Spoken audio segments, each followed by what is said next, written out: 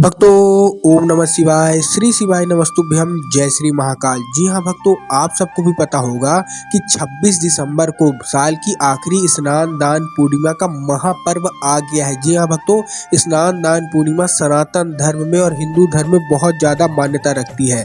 अगर आपकी ऐसी कोई मनोकामना है जो कि वर्षों से पूरी हो ही नहीं रही है, आपने बहुत ज़्यादा प्रयास कर लिया, बहुत ज़्यादा उपाय भी कर लिए, आपकी जो भी दिल इच्छा है वो पूरी होने का नाम ही नहीं ले रही है, तो आज का ये वीडियो आपके लिए है। देखिए, आज जो मैं आपको बताने वाला हूँ, मैं आपको स्नान दान पूर्णिमा का महा उपाय बताने वाला हूँ, जो कि मैंने पूज्य गुरुदेव की ही कथा सुन के और बहुत अच्छे से समझ के आपको बताने का प्रयास करूंगा।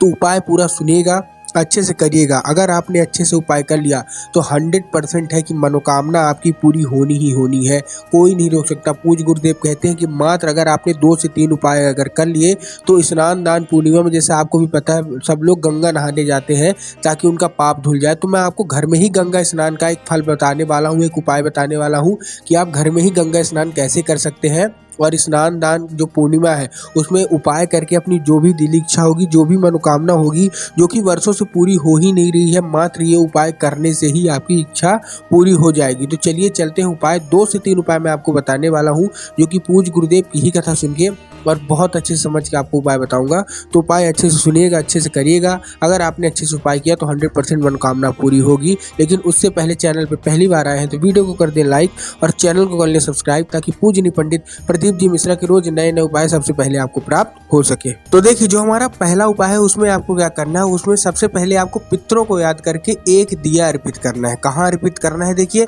कोई भी जलाशय हो, आपके घर के आसपास कोई भी नदी, कुआं, कुंड, तालाब कुछ भी हो, आपको क्या करना है, एक दिया आपको अर्पित कर देना है। जैसे ही आप अर्पित करेंगे, दिया होना कैसे चाहिए, दिया आपको मिट्टी का लेना है, मिट्टी के साथ आपको उसमें गोल बाती लगानी है और गोल बाती के साथ आपको घी लगाना है। ठीक, ना आपको तेल यूज करना है, ना आपको आटे का दीपक लेना है, ना कुछ। आपको मिट्टी का दिया, उसमें आपको क्या, घी और गोल बाती लेके, कोई भी घर का कोई भी सदस्य, मतलब बूढ़ा बुजुर्ग, मतलब महिला पुरुष कोई भी हो, शाम के वक्त आपको चले जाना है जलाशय में। जलाशय में नदी, कुआं, कुंड, तालाब कुछ भी हो, आपको अर्पित कर देना है अपने पितरों को समर्पित करके। पूज्य गुरुदेव कहते हैं कि स्नान दान पूर्णिमा के दिन जो अपने पितरों को समर्पित करके एक दिया अर्पित करता है, उनके पितृ उन पे कृपा बरसा देते हैं और उनके पितृ उन पे खुश भी हो जाते हैं। तो पहला उपाय आपको ये कर लेना है।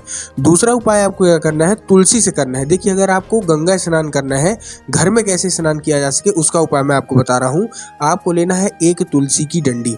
ठीक, अब आपने तुलसी की डंडी ले ली।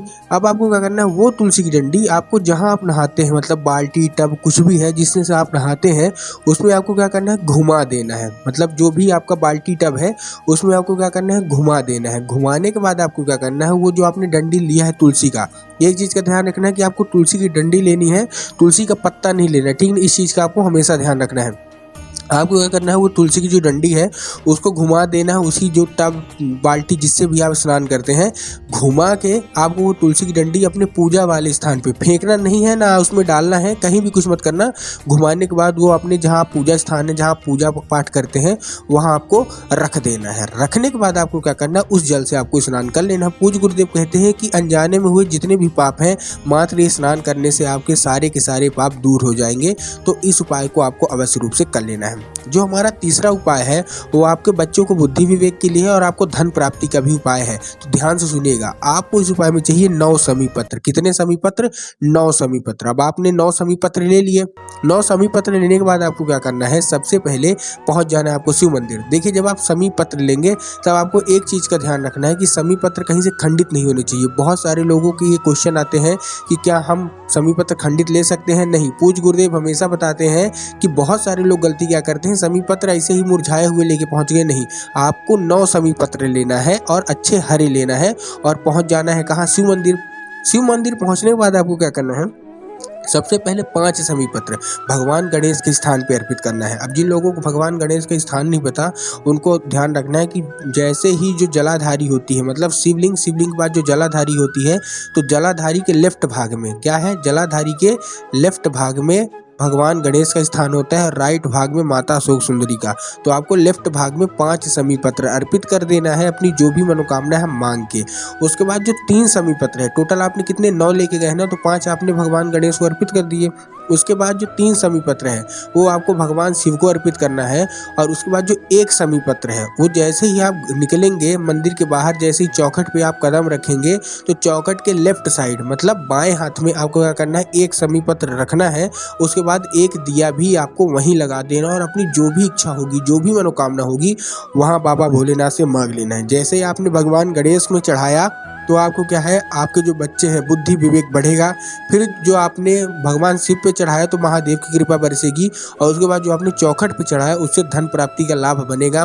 माता पार्वती माता लक्ष्मी आपके घर में स्वयं आएंगी। तो उम्मीद करता हूँ आज के तीनों उपाय आपको अच्छे लगे हो। उपाय अच्छे लगे हो तो वीडियो को लाइक करके चैनल को कर लें सब्सक्राइब और कमेंट बॉक्स में हर हर महादेव अवश्य रूप से लिख दें।